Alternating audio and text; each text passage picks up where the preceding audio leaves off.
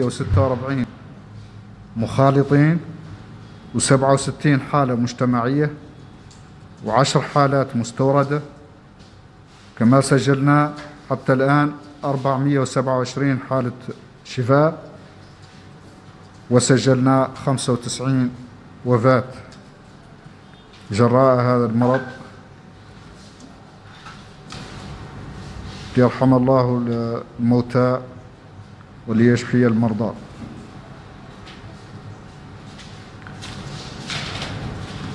أما الحالات النشطة اليوم فعددها 1701، من بينها 1557 بدون أعراض، 136 بأعراض خفيفة، و8 حالات خطرة. بالنسبة للفحوصات، عرفت الساعات الأخيرة 24 إجراء 1719 فحص، من بينها 159 فحص متابعة و1560 فحص للتشخيص.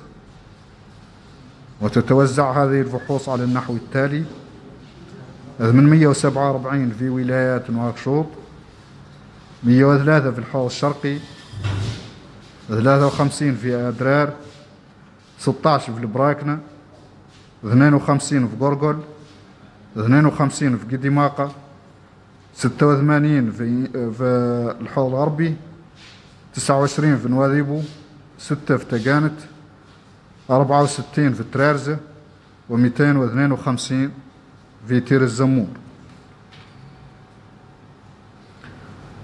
هذه الفحوص أفضت إلى عدد الحالات الجديدة التي ذكرنا والذي يتوزع على النحو التالي: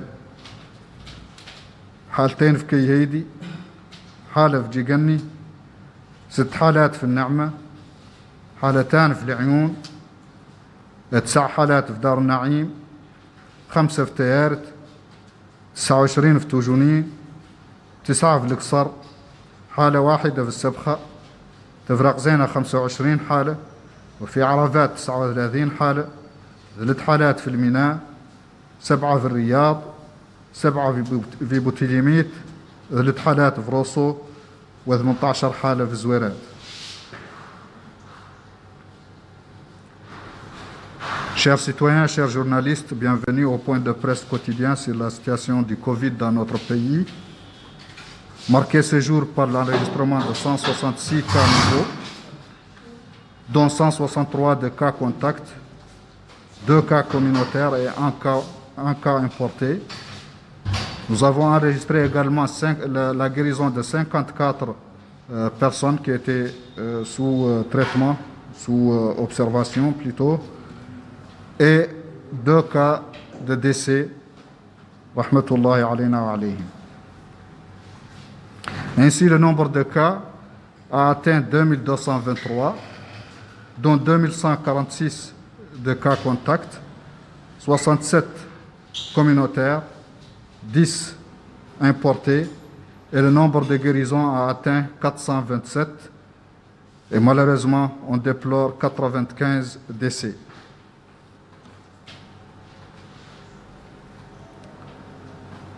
Les cas en observation aujourd'hui sont au nombre de 1701, dont 1557 sans signe, 136 avec des symptômes légers et 8 en situation grave. Pour ce qui est du dépistage, on a enregistré 1719 tests au cours des dernières 24 heures, dont 159 tests de suivi et 1560 de diagnostic, répartis ainsi qu'il suit entre les régions: 847 tests à Nouakchott, 103 au Had Sharqi, 53 en Adrar, 16 au Brakna, 52 au Gorgol, 52 au Guidimaqa, 86 au Had Larbi, 29 à Nouadhibou, 6 au Tagan, 64 au Trarza et 252 au Tirzamou. Les nouveaux cas se répartissent ainsi qu'il suit entre les Muqata'a: 2 cas à Kaïdi, 1 à Djigani, 6 à Nema, 2 à Ayoun, 9 cas à Dar Naïm, 5 à Teret, 29 à Toujounine, 9 au Oksar, 1 cas de Sabra, 25 de Tevrak Zeyna, 39 d'Arafat, 3 d'Elmina, 7 cas de Riyad, 7 de Boutilimit, 3 de Rosso et 18 de Zouerat.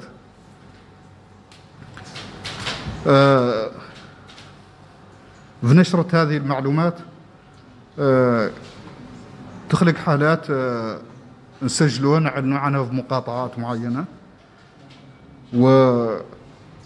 وأحيانا يعودوا المقاطعات ما هم عالمين بهذه الحالات ذي، والله ما عدلوا الفحوص في المقاطعات، معناها المسؤولين الصحيين والإداريين في المقاطعة يعودوا ما هم عالمين بهذه الحالات اللي نعلنوا احنا عنها هون. وهذا يرجع لأن الفحص يتم بالطبع في المقاطعات عن طريق الفرق المختلفة وعن طريق المؤسسات الصحية، يتم أيضا في المستشفيات. المستشفيات ما هي عناوين، ما هي مرتبطة بمقاطعات ولا هي مرتبطة خاصة في نواكشوط ولا هي مرتبطة بولايات، هي مستشفيات وطنية ويجوها المرضى من جميع أنحاء البلد. وعادة الملفات الصحية اللي في المستشفى ينكتب فيها وتو عنوان المريض، أحيانا يعود جاي مرفوع من واحدة من المقاطعات وبالتالي في ملفه تنكتب المقاطعة اللي جاي مرفوع منها. أحيانا يسأل المريض ويعطي إجابة على أنه من المقاطعة كذا وتسجل ذيك المقاطعة. في حالة الإصابة بكوفيد، تشخيص حالة كوفيد، يرجع الملف المريض وتنجبر فيه المعلومة اللي فيه، العنوان اللي في ملف المريض هو اللي يتم تسجيله، وبالتالي نعلنوه احنا هون. وفعلا خلقت حالات ذكيفتها اشخاص تم تشخيصهم هون في المستشفيات ويعودوا جايين للمستشفيات اصلا من مقاطعات معينة ويسجلوا على ذيك المقاطعات، وبالتالي تطلع نتائجهم. بالطبع المقاطعات ليست على علم بذلك. Je disais que dans les données que nous présentons quotidiennement, parfois on annonce des cas dans certaines muqata'a alors que les autorités administratives et sanitaires de la muqata'a ne sont pas au courant de tels cas et n'ont même pas procédé au dépistage. Et donc cette situation est due essentiellement à ce que les tests de dépistage se font effectivement par les équipes de muqata'a, les équipes mobiles ou les équipes dans les structures de santé, mais ils sont effectués également par les hôpitaux. Et dans les hôpitaux, on se base sur les dossiers des malades. Et donc souvent, dans ces hôpitaux, il y a des malades qui proviennent de certaines muqata'a, et dans leur dossier, il est écrit que leur provenance est telle muqata'a. Et donc, quand on découvre une infection Covid chez ces patients, alors on les enregistre dans la muqata'a concernée. Et donc, c'est souvent des cas qui sont testés dans les hôpitaux et rapportés selon l'adresse de leur muqata'a d'origine. Et le plus souvent, c'est ça qui fait ce différent, cette situation où quand on annonce un résultat alors que les locaux ne sont pas au courant de tel cas. وبهذا أصلي وأسلم على سيد الأنام وإلى غد إن شاء الله. إذا كانت تلك وقائع المؤتمر الصحفي اليومي لمتابعة تطورات الإصابة بفيروس كورونا في بلادنا خلال 24 ساعة الماضية. اجتمعت